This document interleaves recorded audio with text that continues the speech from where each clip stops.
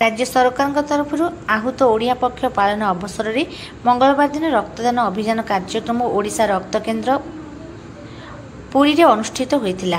यह कार्यक्रम नेतृत्व भारतीय जनता पार्टी सरदाबाली मंडल सभापति बिरंची नारायण मिश्र नहीं।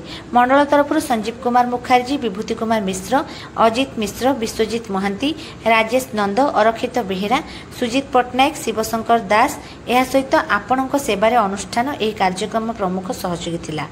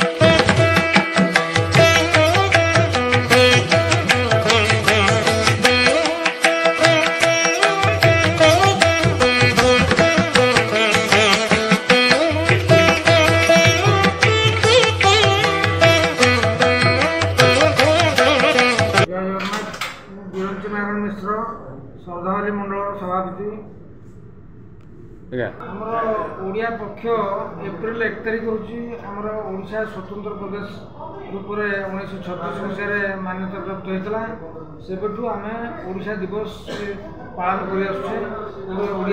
कर जन्मदिन हिसाब से आमर पणा संक्रांति हूँ महाविषुव संक्रांति जोटा कि ओडिया नववर्ष बोली कहुए।